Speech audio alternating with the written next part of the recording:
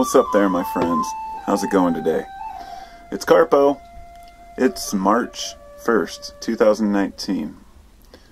So my wife and I were talking about the bus last night because I have to get tags for the bus. And she's like, isn't her birthday coming up soon? And we realized that, oh, it was tomorrow. So it's today now. And I thought I would come out and make a video in the bus. It's been a while. And for any of my new subscribers over the past year or so, you might not even know that I own a school bus. But I have, last March we bought this short bus, spent a few months converting it into a home. As you can see, it's a home. I'd do a tour, but I already have some on YouTube. I will point you in that direction if you like. But it's something that I have accomplished, something that I'm proud of. And those things are few and far between in life. The things that we can really take pride in, the projects that we took, the long-term projects. And at the same time, we're always uneasy and always wanting to start something new. You know, we want to feel like we've done something with our lives. I'm not going to tell anybody what life means or what the point of life is, because it's not my place to do so. I learned long ago that giving bad advice, or I should say giving any advice about how to live your life, can be bad advice. I've listened to a lot of sages and wise men and saints and philosophers and theologians and a whole variety of occult topics that I was interested in. I wanted to understand the power of the self, how to improve my well-being, my state of mind, so I can live a more comfortable life mentally. So rather than pursuing success in a monetary sense, I've worked on the alchemy of attitudes, if you will. And that's crucial to me. It's one of the most important things. In that process, I've learned a lot, but I've still found that I'm reluctant to give advice. And I'm talking about this because it's a few times I've thought about making like a book on my, ideas of things that I found useful in life. But to me, that sounds like a self-help book or a, somebody telling somebody else, this is what works in life. I'm smart enough to know that everybody's life is very individual, very unique, and no two people have similar paths. I mean, similar, but what goes on in the back of the mind is going to be a completely different machinery for each person. So I don't give as much advice as I'd like to because I feel like I've been wrong in the past, and it's one of those things, it's a personal truth for me. And I don't want to have this do as I say, not as I do attitude, because we've seen where that leads. In other words, it's when you see people who are obviously miserable in their own lives, but they're telling others how to live, you can easily write them off as, probably not the path that you want to follow. But perhaps the path that they're telling you to follow, even though it hasn't worked for them, might work for you. So that's not always true. So it's one thing to consider. So if somebody's giving you advice, even if they look like they're not living by it, they may know better. I guess it would say, if a heroin junkie is giving you advice and telling you, don't start, yet he's using consistently, it's still good advice, even though he's not living by it. You see what I mean? He knows because of the mistakes he's made in the past. It's the same with anything. People who have experienced something are more likely to have good advice to share with others on it. So I wanted to go over first a couple of spiritual terms and convert them into realistic lessons to life. In other words, in the spiritual world, in this, I don't really have a term for it, but these, the plastic shamans, the gurus, but that's one side of it. But there's the, the psychics and those who are the healers and the shops where you walk into and there's flowy dresses and crystals everywhere, that kind of stuff. I was always into that kind of stuff. I mean, when I was from 14 years old, I used to go in this place called the Crystal Cavern. We would buy incense and meditation like these meditation powders you'd sprinkle on the incense, and we were really into that when we were young, and I still am for the sake of the meditation and the sense aspect. But anyhow, in that realm, a lot of people will say, well, you hear the term blockage. Say, well, you have a blockage, as if it's some sort of a spiritual whirlpool that's holding you back. And in a sense, that's true, but it's simple. It's resistance. If you're resisting change, if you're resisting the way things are, that's one of the lessons I can honestly give. I can honestly say that if you resist what's coming your way and constantly try to reject it, it's just going to keep coming back on you. It seems to be one of those natural laws that we can't explain, but until we deal with the situation, it'll come back to haunt us. And we know this because it happens to every one of us. If you think back on something that you just tried to ignore, it'll make things 10 times worse. Even though I have things like that in my life that I have ignored and do ignore, I can say it's true because of the way that I feel. So let's move on to the bad energy or an aura. You know, when people talk about another person who seems like they're a dark person. You know, I find that that's insulting to people. Complications in life, in history or in family or the way a person was brought up, circumstances, this is what leads people to have dark moods or dark attitudes. And the idea of bad energy is really just energy that's misunderstood, if you will. It's not really even energy, but everything is subjective when it comes to good and evil. But it's important that we realize that even the people who seem to be the most, let's just say the most fucked up, you know, are often the ones who need the most help, obviously, and the most understanding. So it's more important that we include people in, I don't know, try to understand people, even the most hateful people. It may not always work out. They may still be jerks. But is it really worth, you know, calling a person an asshole when they already know they're an asshole? It depends on the person and the situation, I guess. The word resonate, when you hear this a lot, oh, I resonate with this, and this resonates, and I'm on this frequency. Really, to me, that just means you understand something. And you understand something on a level where you can comprehend it. So, that's pretty self-explanatory. The last one is enlightenment. And enlightenment, to me, is the state of least resistance. It's the state of going where the energy flows. And I'm just using the metaphor of energy, but this is something I've experienced in my life. It's only the things that I found useful in my life over and over for a period of years that I choose to share with other people because, you know, it's kind of like the guy who jumps on a fad diet and says, this is the best diet ever. I'm going to go out and make a video about it. I'm going to tell the whole world and write a book. And then a year later they find out that they've damaged their organs or, you know, they're lacking certain nutrients, you know. But if a person has continually tried these diets and it's consistently shown through history to be a good thing for a certain type of person, then it's worth sharing. So that's why the philosophy of enlightenment being balance, being understanding, and a state of least resistance, to me, is pretty much universal. It's all about that humility and the calm-mindedness, what you might call stoicism. Being stoic, to me, is a very good attribute, but not so stoic that you just don't care and you become a nihilist. So, part of the reason today we have kind of a disconnect from one another.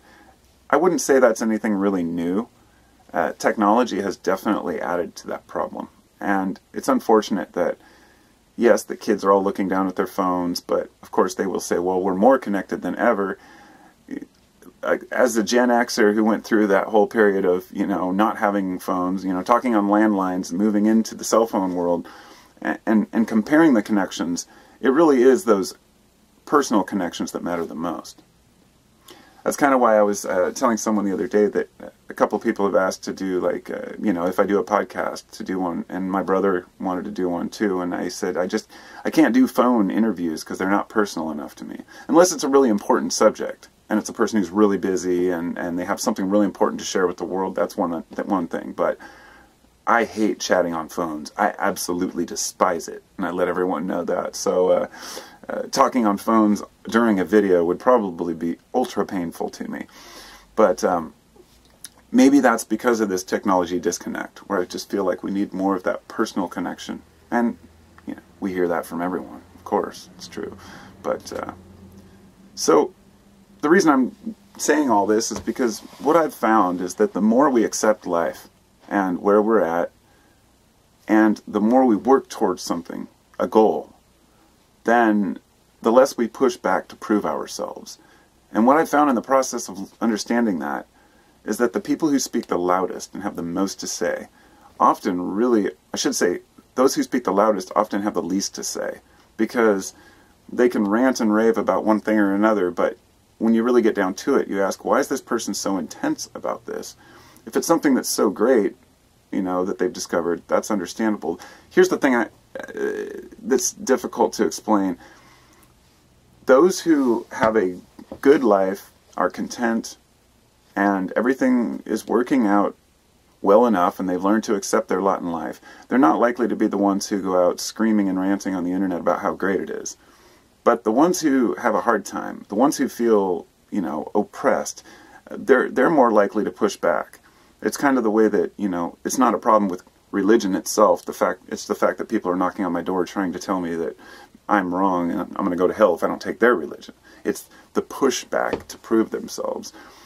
Just like the unsure atheist, as I would call them, the one who goes onto forums constantly, you know, abusing religious people because they want to prove their point, is the same. It's connecting with something that we believe is right. The question isn't whether it's right or wrong. It's how hard are we pushing on other people. And I don't push anybody to do anything because I don't care. People are going to be the way they're going to be. And part of that has been one of the most, not trying to change people is probably one of the most crucial things that we can learn. And that's not just society. That's within our families and our friends. If you're trying to change your husband or wife, and I wouldn't think that people would actually want to change people, but that's because of my mindset. I know that people do, because I've heard people say, oh, my girlfriend wants me to change and be this way, or my boyfriend wants me to change and be this way. And I saw a comment the other day where somebody said, yeah, I don't know what to do. My girlfriend, she made me throw away all my nerdy clothes and go shopping for new stuff. And the comments were like, what are you, what kind of shit is that? Are you letting yourself be just tread on? But we do. And it's important that we just be ourselves, know who we are. And if we're not strong enough inside, we're more willing to let somebody else tell us who we should be. So if we have an illusion of how other people are, like a lot of us do, if you believe in the bullshit hype of Hollywood and that people are really living in mansions happily with no problems, swimming in their pool every day and spending millions of dollars and driving in Corvettes and that they don't have a problem in the world, you're completely delusional. Rich people have just as many problems as anyone else. Famous people have even more problems. So it comes down to being rich and famous within your heart. Think of the things, that we do have. I've talked to a lot of young men who say they don't know what to do because their friends are, they don't talk to their friends as often. They feel like they've kind of lost connection with, the people that they used to spend time with. And all I can say to that is that our surroundings will change. Change is progress, and it's growth, and it's okay that we grow apart from some of our friends. It's even okay if we grow apart from some of our family. We're all different people, and we're just doing the best we can. It's up to you to determine whether a person is toxic in your life. If the time you spend with a person is joyous, that's great. If it's not, and you find a lot of animosity or frustration, sometimes you're forced to just work through that because their family, maybe you don't see them very often, or maybe a friend that you haven't seen in a while. But if you spend a lot of time with somebody who's negative or who brings you down, it's easier to just not spend that time, to cut your losses, so to speak, and to move on, because everything changes, and we change, and it should be a good thing. It can be dangerous if we grow apart from friends. I'd like to add that. If you grow apart from everybody, and you just want to go off and live in your own reality and say, screw everybody else, I know what's best, in the world, they're all screwed up, which is an attitude I've heard a lot. I would urge people with that attitude to change it, because another thing I know for a fact is that connection is what's most important to us. Not having a connection to people is what leads to addictions, suicidal behaviors, negative thoughts, depression, anxiety. All of these come from our not being able to connect with other humans.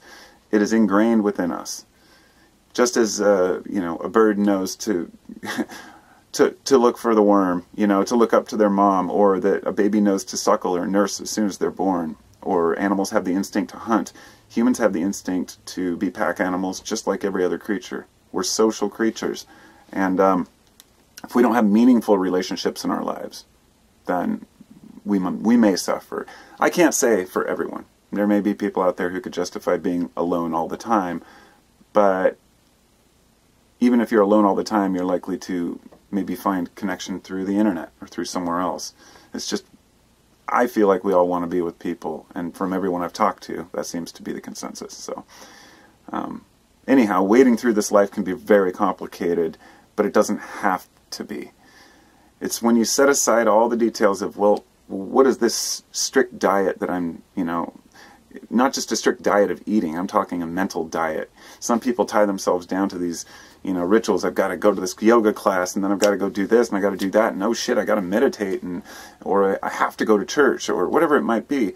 Let it all go. Just say, look, you're a human being. It's amazing to be alive. Waking up in the morning, every day, it's like, all right, let's do this again. So many questions are answered if we just silence our inner dialogue and allow ourselves to know and understand. And my belief is that those things are usually good. The things that are worth keeping. We feel it in our hearts. So I can't prove that there's some spiritual divine connection, or that there's a mind in the universe that runs everything, or that evolution is the process of a flower unfolding, and that everything is conscious. But I don't need to. It's my reality, and it works for me. And hopefully all of you find a reality that works for you as well. Because life's short. Live it up. It goes by so damn fast. And when I first started making videos on YouTube, my son was just born, my middle son, and now he's 9 years old. Wow. Where does the time go? And you hear that over and over, but the older you get, of course, it's the perception of time. There are a lot of people who say, oh, time is actually speeding up. Well, you can't confirm or deny that, because time isn't speeding up. Or time is speeding up for all of us as we age. So we're all living that same reality. So make the most of it. Find some good friends, some good connections. Get yourself a school bus. Go to some concerts, or just go out in the woods, or, go out to pizza with an old friend, whatever it might be. Sometimes it's hard, because we're living our lives and we just want to kind of remain in our little bubble, but we know that we need to branch out, and I know I need to reconnect with a few old friends too, so maybe I'll do that soon. Talk to y'all later. Hope y'all have a wonderful day, and be well.